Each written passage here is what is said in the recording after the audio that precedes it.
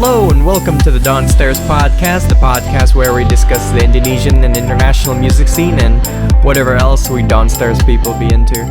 This is episode 5 for the 25th of January 2014, and I'm your host, Ababil Ashari. Just call me Ash. And we have later a discussion on Shoegaze with Marvin Saliechan of the color Mellow. But since it's the beginning, let's start with the first topic. So in recent months, I've been made aware of this collective of individuals in Yogyakarta that name themselves YK Booking, Indonesian pronunciation YK Booking. And the way I knew them was from Indra Menus's Facebook page. They've been taking donations for YK Booking, so they can properly buy equipment and stuff. And now you're questioning, what's YK Booking? So YK Booking, from I understand it, based on an article on kanal30.info,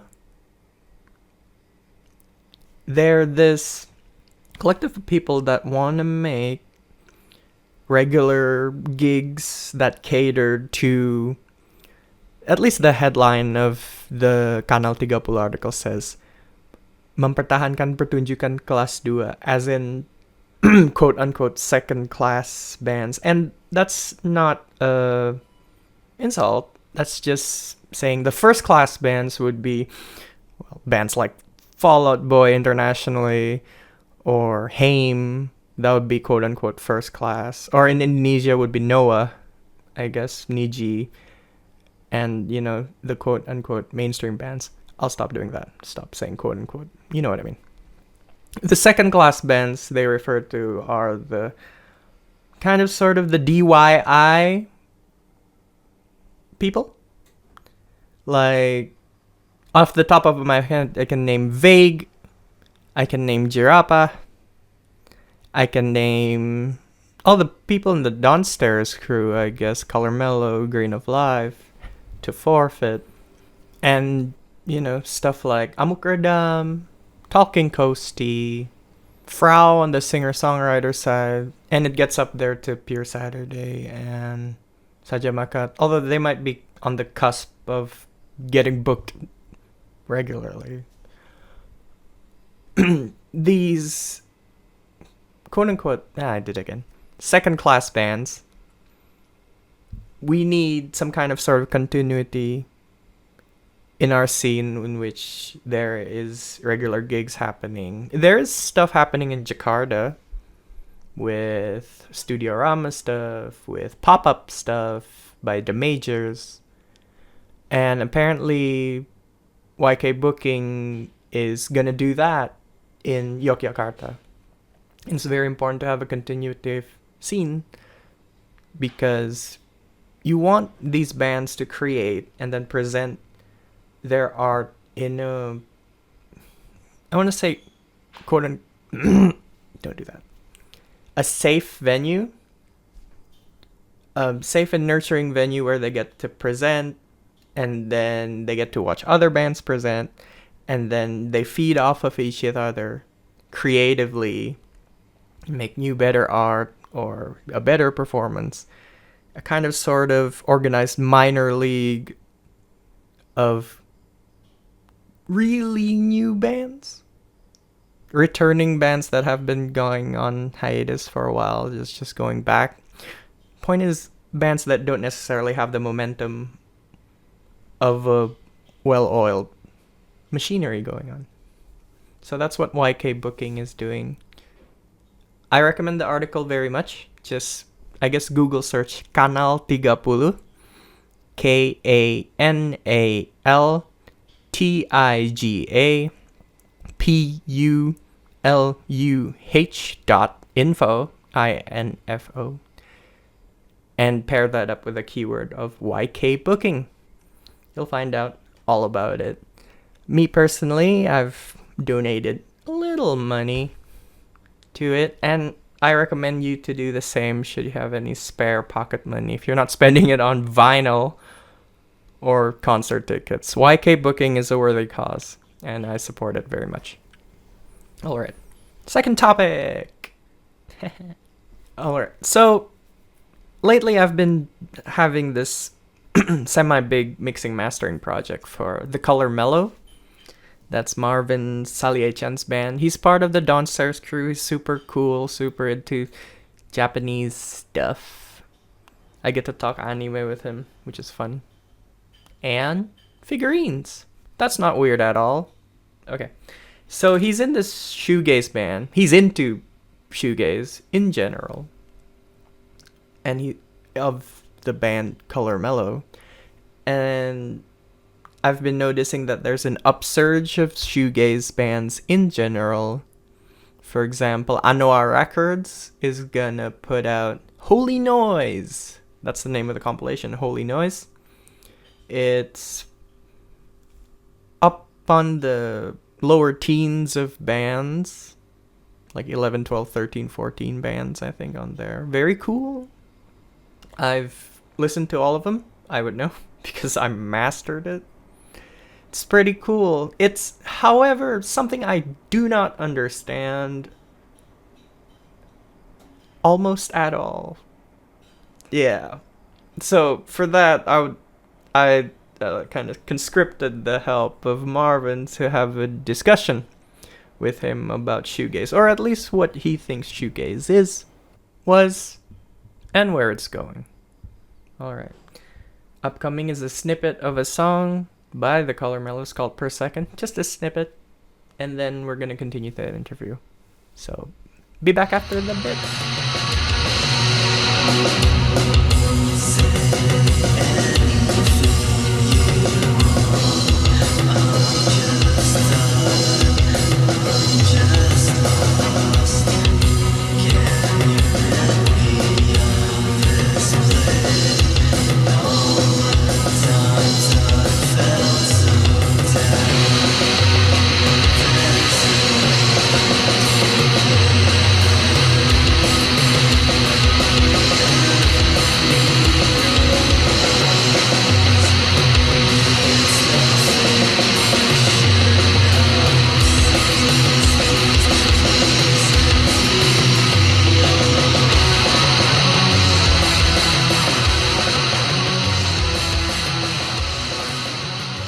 All right, we're back.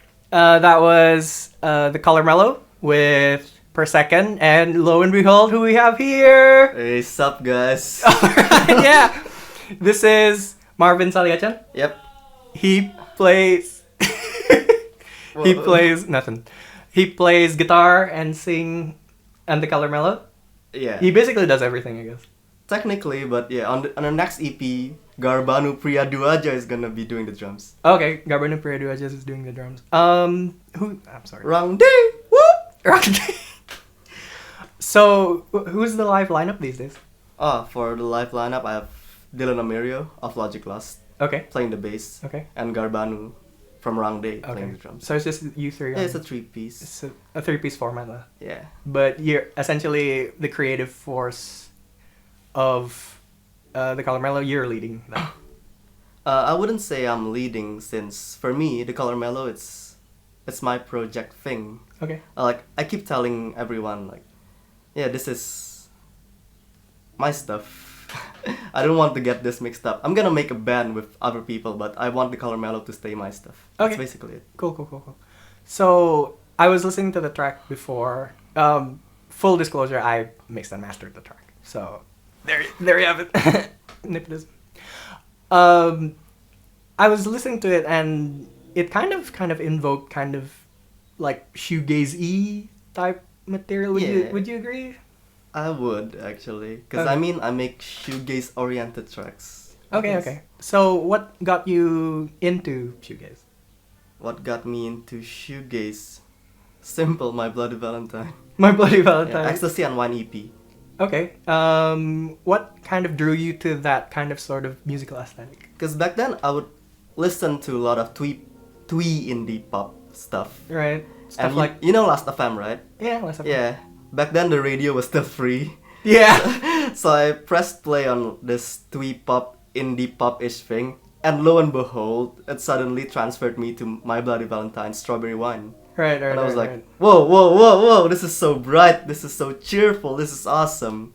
And then I kind of checked out their other stuff, and I found Loveless, and I was entranced, basically. Right. I kind of, when I know shoegaze is kind of a kind of force in the local indie scene. Like there's like numerous shoegaze bands happening. Like just in a bit, Anoa Records is gonna come out with Holy Noise, which I talked about before. Cool. Yeah, it has like all the local shoegaze bands kind of being in one compilation, which is kind of cool. Is Astrolab in the compilation? Yeah, Astrolab awesome. compilation. Awesome. We have Astrolab, Melon Yellow, yeah? Melon Yellow, Yep. Jelly Belly. Jelly Belly. Jelly Belly is nice. Woo woo. It's gonna be a sick compilation. It's gonna be a sick compilation. Great. But why do you think shoegaze kind of resonates with us being in 2015 in Indonesia, whereas the origins were like back in the 80s and 90s in the UK? We just like noise. You just like noise. Is it? That's part of the thing. Like me, I've numerously said that in this podcast that my background is more pop punk and emo, and My Bloody Valentine's, the only one that actually connected with me was only Shallow. Like I couldn't really get into like the rest of the catalog or the rest of the shoegaze bands necessarily, but why do my question is it really something you have to experience live? Because I've never been to a shoegaze show. Is it? I wouldn't say so. Okay. It's about immersing yourself in the sound. Okay. You have to take a different approach when listening to shoegaze, I guess. Okay, how? Because when I listen to music, like I'm really lyric oriented. Yeah. Very that's probably lyric oriented. why. Like doing like listening to a song, I'm immediately drawn to the vocals and what the vocals are saying. Like I can listen to like a drone track, but if it has an interesting spoken word element to it and it's telling a story, I could get into it, like Lou Reed or something like that. But shoegaze, you need to be in a different mindset. What kind of mindset? Yeah, you have to concentrate on the song as being a song, not just the lyrics. Okay. Like, you know, in those pop-oriented songs, I'm sorry if I'm wrong, but It's okay. You focus more on the vocals, the lyrics, how they change and stuff. Yeah. But in shoegaze, at least for me, you have to consider everything.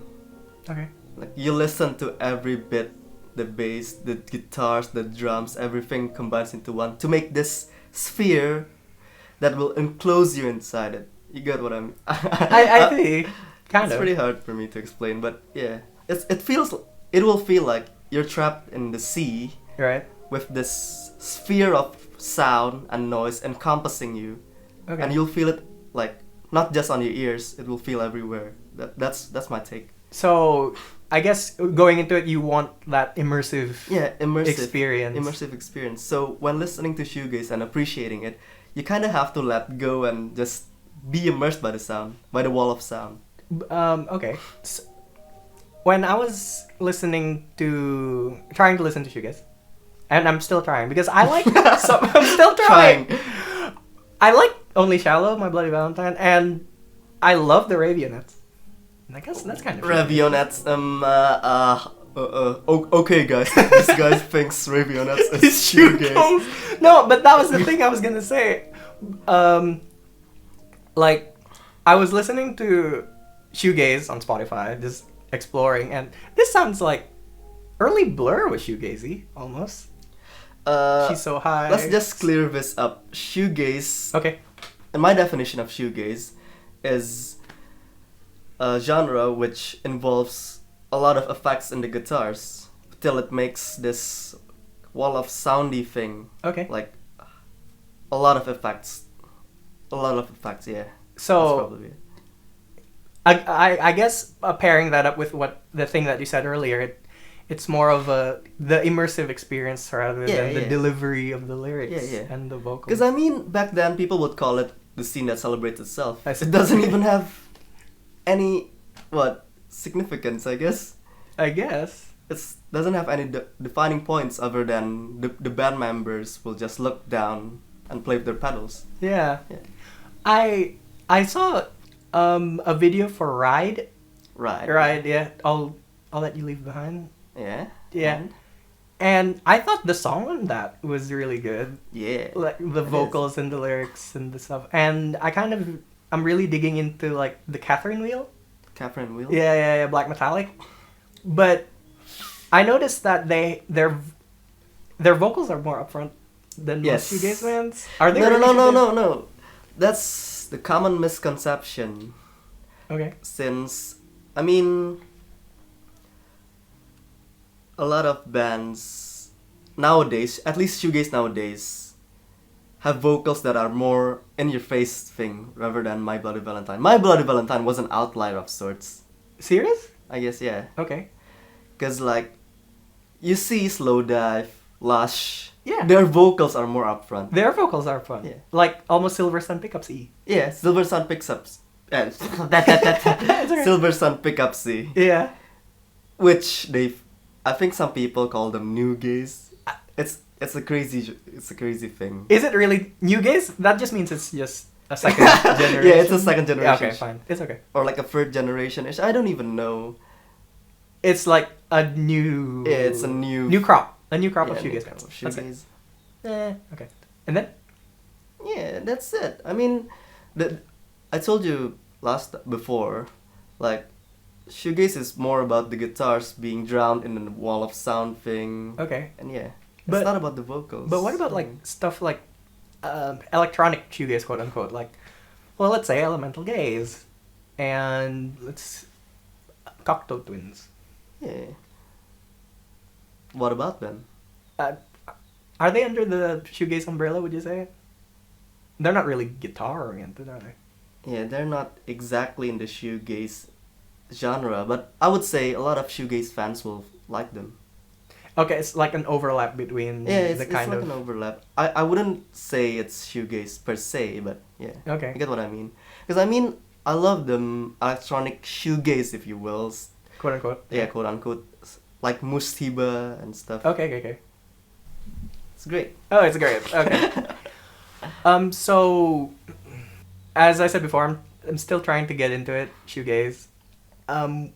There's lots of stuff happening up there, especially with the internet. You can access anything at any time. In the internet. In the internet. Yeah.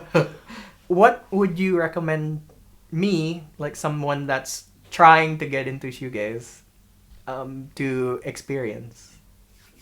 Well, you mean the recent stuff? Yeah, and I'd prefer it to be more, I don't want to sound pretentious, but more obscure. Because if you're telling me to listen to Ride, you're telling me to listen to Slowdive, I mean, that already has their own fan base, and I don't really feel like I necessarily own it. Just because, people think Ride is cool, maybe Ride Obscure, is cool. huh? Not really obscure, but just like the second tier in popularity. Second tier, okay. I guess, will Nothing count? Cool. There's this band called Nothing. They just released an album last year, Guilty of Everything. Okay. It's really good. And also, it's pretty popular, but A Sunny Day in Glasgow's C1 Absent. Okay. It's really awesome as well. Nice. Yeah, those are probably your best bet for getting into the genre. Alright. Well, for obscure stuff, you can check out Parasol. it's this indie band from Japan, which is pretty good. Okay. Yeah, they're pretty good. Check out Parasol. Thank That's you. obscure. You'll yeah, you'll like them. Yeah. Oh, thanks for coming, Okay. Marvin. Make sure that's the end of the Dawnstares Podcast, episode 4. I want to say, yeah, episode 4. Please like and subscribe us on the YouTube, and we're still trying to get into iTunes. Still haven't had the time to fix the RSS feed, but that's pretty much it. Marvin, any last words? Guys, sorry for being awkward. Okay. Thanks, Marvin, for coming. Okay, yep, thanks, Let's high Ash. five. There we go. And that was the interview with Marvin Saliechan. And with the end of that interview, it's also the end of the podcast. We have to do some housekeeping first. Please like and subscribe us on YouTube or wherever you find the podcast. If you have any suggestions of what we should discuss in the future, please tell us in the YouTube comments or just personally message me on Facebook, I guess. We'll work it out. We're working on a email for the podcast or something like that. Okay, so that's pretty much it for me. I've been Ash. See ya. Bye. Love you.